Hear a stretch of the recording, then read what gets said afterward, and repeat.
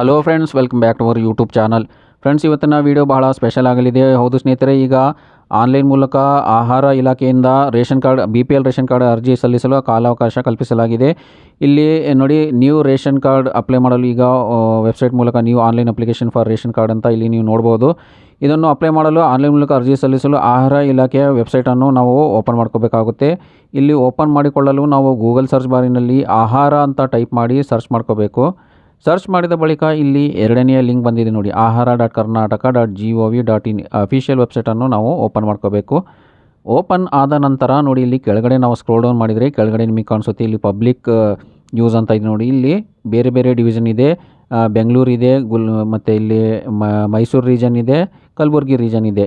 ಯಾವ ರೀಜನ್ನಲ್ಲಿ ನಿಮ್ಮ ಡಿಸ್ಟ್ರಿಕ್ಟ್ ಬರುತ್ತೆ ಅದನ್ನು ನೀವು ರೀಜನ್ನ ಸೆಲೆಕ್ಟ್ ಮಾಡಿಕೊಂಡು ಇಲ್ಲಿ new application for ration card ಅಂತ ಇದೆ ನೋಡಿ, ಇದರ ಮೇಲೆ ನಾವು ಕ್ಲಿಕ್ ಮಾಡ್ಕೋಬೇಕು. ಇದರ ಮೇಲೆ ಕ್ಲಿಕ್ ಮಾಡಿದ ನಂತರ ನಮಗೆ ಒಂದು ಹೊಸ ಪೇಜಲ್ಲಿ ಓಪನ್ ಆಗಿದೆ ನೋಡಿ.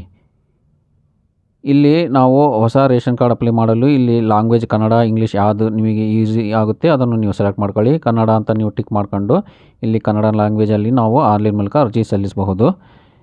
ನಂತರ ನೋಡಿ, ಇಲ್ಲಿ 31 ಮಾರ್ಚ್ 2026ರವರೆಗೆ ಇಲ್ಲಿ ಕಾಲಾವಕಾಶ ಕೊಡಲಾಗಿದೆ. ಬೆಳಿಗ್ಗೆ 10ರಿಂದ ಸಂಜೆ 5 ಗಂಟೆ ಒಳಗೆ ಮಾತ್ರ ಇಲ್ಲಿ ಆನ್ಲೈನ್ ಮೂಲಕ ಅರ್ಜಿ ಸಲ್ಲಿಸಲು ಅವಕಾಶ ಇದೆ. ಹೊಸ ಪಡಿತರ ಚೀಟಿ ಮೇಲೆ ನಾವು ಕ್ಲಿಕ್ ಮಾಡ್ಕೋಬೇಕು. ಇಲ್ಲಿ ಆದ್ಯತಾ ಕುಟುಂಬ ಅಂದರೆ PHH ಪ್ರಿಯಾರಿಟಿ ಹೌಸ್ ಹೋಲ್ಡ್ ಅಂದರೆ BPL ರೇಷನ್ ಕಾರ್ಡ್ ಅಂತ ಇದರ ಮೇಲೆ ನಾವು ಟಿಕ್ ಮಾಡ್ಕೋಬೇಕು. ಟಿಕ್ ಮಾಡಿದ ಬಳಿಕ ಇಲ್ಲಿ ಮುಂದುವರಿಸಿ ಅಂತ ಇಲ್ಲಿ ಒಂದು ಆಪ್ಷನ್ ಕಾಣಿಸುತ್ತೆ ನೋಡಿ, ಮುಂದುವರಿಯಿರಿ ಅಂತ. ಇದ್ರ ಮೇಲೆ ನಾವು ಕ್ಲಿಕ್ ಮಾಡ್ಕೊಂಡು ನೆಕ್ಸ್ಟ್ ಸ್ಟೆಪ್ ಮೇಲೆ ನಾವು ಫಾರ್ವರ್ಡ್ ಆಗಬೇಕು. ನೋಡಿ, ಈ ಹಿಂದೆ 2015ರಲ್ಲಿ ಅರ್ಜಿ ಸಲ್ಲಿಸಿದ್ದು. ಈಗ ಆ ಅರ್ಜಿಯನ್ನು ಇಲ್ಲಿ ಲಿಂಕ್ ಮಾಡಲು ಬಯಸುವಿರಾ ಅಂತ ಕೇಳ್ತಾ ಇದ್ದೀವಿ. ಇಲ್ಲಿ ನೋ ಅಂತ ಸೆಲೆಕ್ಟ್ ಮಾಡ್ಕೊಳ್ಳಿ. ಫ್ರೆಶ್ ಆಗಿ ನಾವು ಇಲ್ಲಿ ಅರ್ಜಿ ಹಾಕ್ತಾ ಇದ್ದೀವಿ. ನೋ ಅಂತ ಸೆಲೆಕ್ಟ್ ಮಾಡಿ.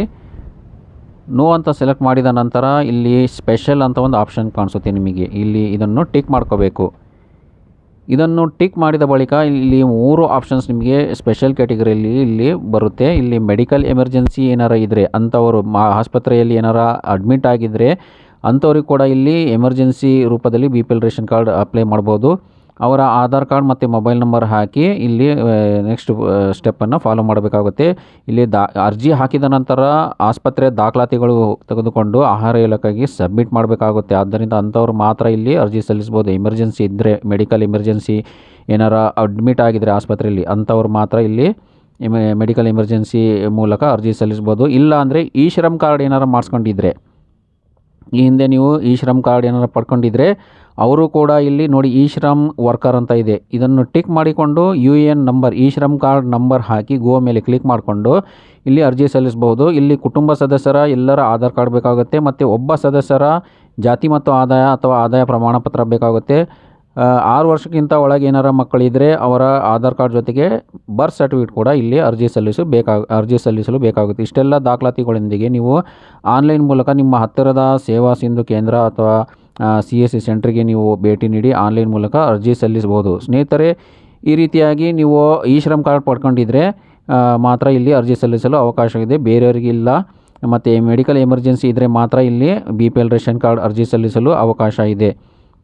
ಒಂದು ಪಕ್ಷ ನಿಮ್ಮ ಬಳಿ ಈ ಶ್ರಮ್ ಕಾರ್ಡ್ ಇಲ್ಲ ಅಂದರೆ ಆದಷ್ಟು ಬೇಗ ನೀವು ಸೇವಾ ಸಿಂಧು ಅಥವಾ CSC ಸೆಂಟ್ರಿಗೆ ಭೇಟಿ ನೀಡಿಕೊಂಡು ಈ ಶ್ರಮ್ ಕಾರ್ಡ್ ಮಾಡಿಸಿಕೊಳ್ಳಿ. ನಂತರದ ದಿನದಲ್ಲಿ ಈ ಥರ ಏನಾರ ಬಂದರೆ ನೀವಿಗೆ ಆನ್ಲೈನ್ ಮೂಲಕ ಅರ್ಜಿ ಸಲ್ಲಿಸಬಹುದು. ಆದ್ದರಿಂದ ಈ ಶ್ರಮ್ ಕಾರ್ಡ್ ಇಲ್ಲದಿದ್ದರೆ ಬೇಗ ಮಾಡಿಸಿಕೊಳ್ಳಿ. ಸ್ನೇಹಿತರೆ, ಈ ವಿಡಿಯೋ ನಿಮಗೆ ಇಷ್ಟ ಆಗಿದ್ದರೆ ಇದನ್ನು ಲೈಕ್ ಮಾಡಿ, ಶೇರ್ ಮಾಡಿ ಮತ್ತು ಮುಂದೆ ಇದೇ ಥರ ಯೂಸ್ಫುಲ್ ಆದ ವೀಡಿಯೋಸ್ ನೋಡಲಿಕ್ಕೆ ಆನ್ಲೈನ್ ಹೆಲ್ಪ್ ಇನ್ ಕನ್ನಡ ಚಾನಲನ್ನು ಸಬ್ಸ್ಕ್ರೈಬ್ ಮಾಡಿ. ಧನ್ಯವಾದಗಳು.